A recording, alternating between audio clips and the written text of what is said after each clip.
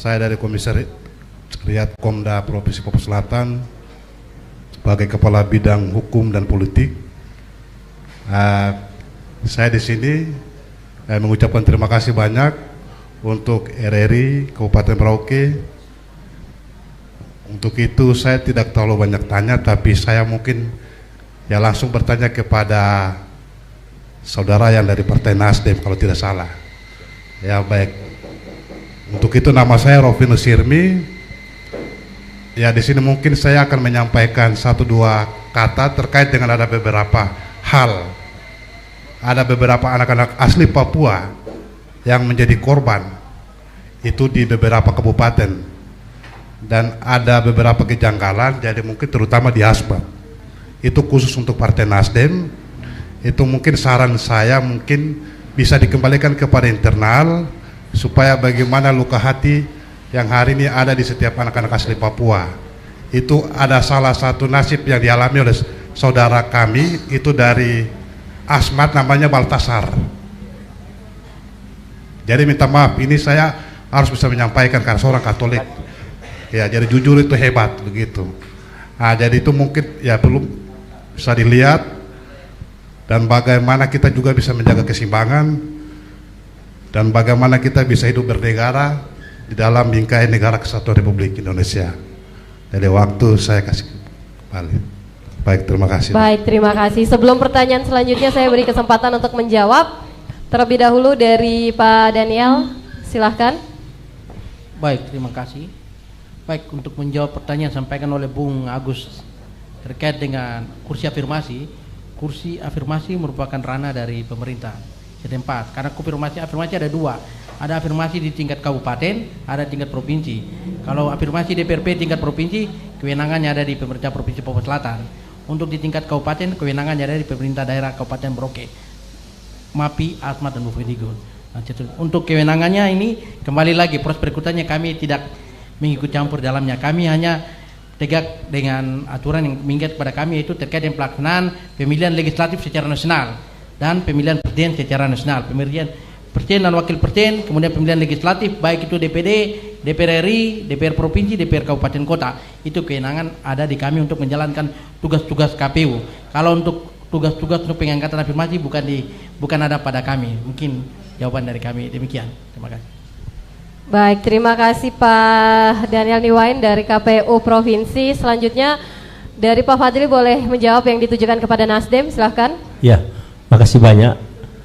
Yang jelas setiap persoalan yang ada di grassroots, terutama caleg-caleg yang sempat bertarung kemarin, pasti terjadi gesekan karena saingan utama kita adalah satu dapil, satu partai.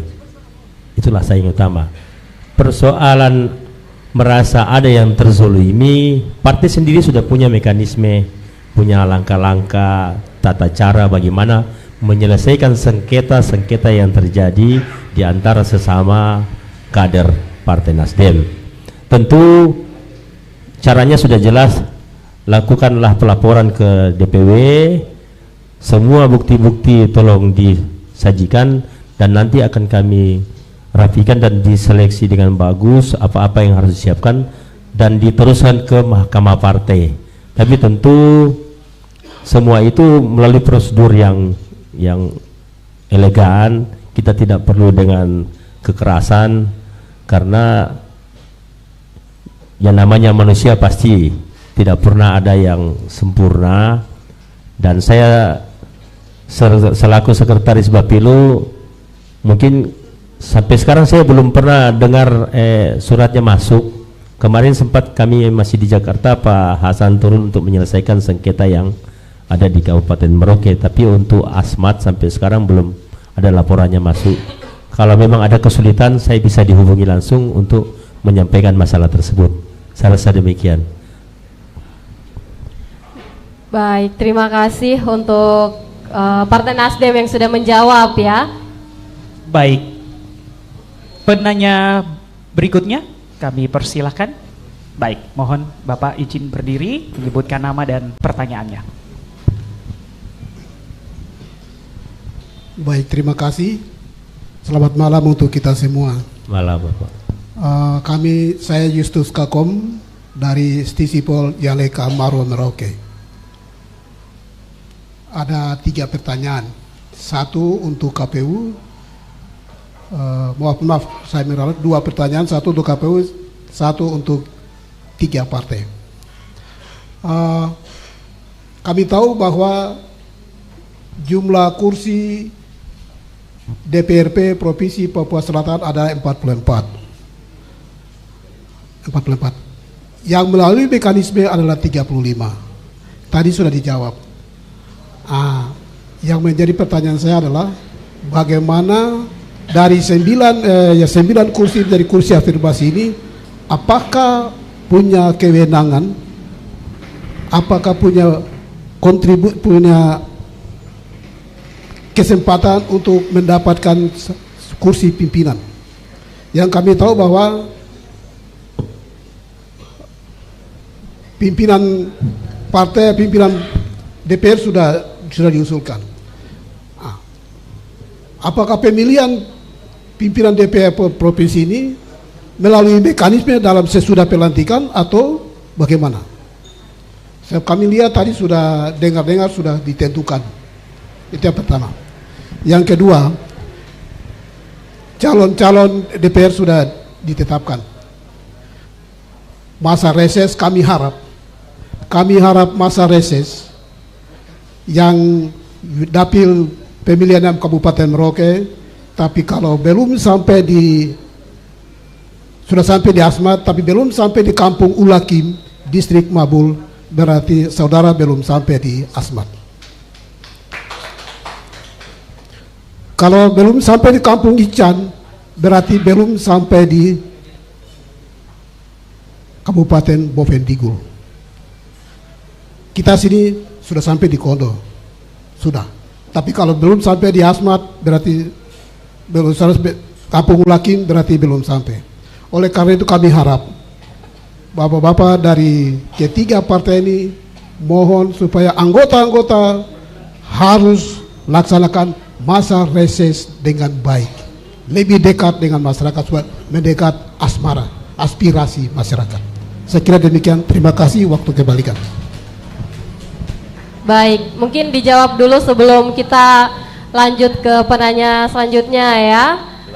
Baik, silakan. Terkait dengan unsur pimpinan dari afirmasi seperti apa? Silahkan, Pak Daniel. Baik, terima kasih banyak buat Bapak penanya yang dari Stisipol Yaleka Maro ya. Baik, sama halnya juga tadi seperti saya jelaskan ke teman-teman tadi dari Bung Agus tadi, Pemuda Katolik. Artinya bahwa kita KPU ini hanya menyelenggarakan tahapan pilkada pemilu secara nasional. Terkait dengan kursi afirmasi atau kursi pengangkatan itu kewenangan ada ke pemerintah daerah setempat.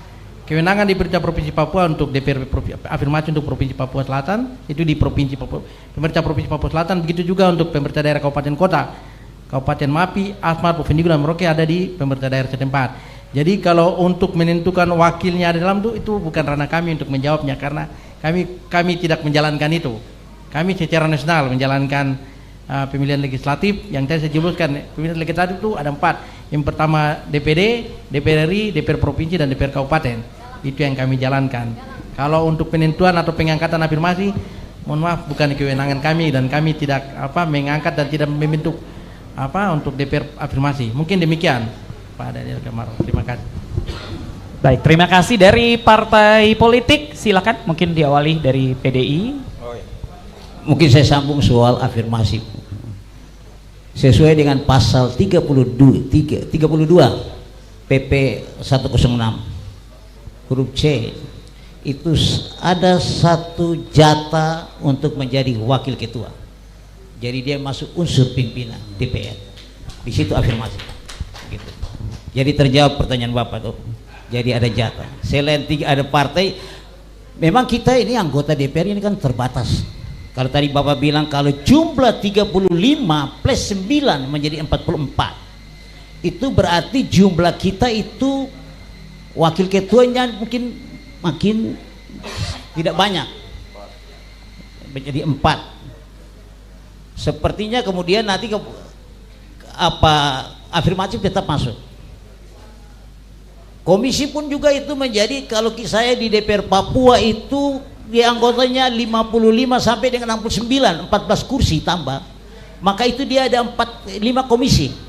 Kali ini kita di Papua Selatan itu dia cuma 4 komisi karena jumlah anggotanya sedikit, 44 sampai 55 anggota, itu berarti komisinya 4, berarti itu perlu diatur lagi. Nah, jadi ada jatah 1 untuk menjadi wakil pimpinan, wakil ketua. Soal konfirmasi. Terus pertanyaan kedua, saya pikir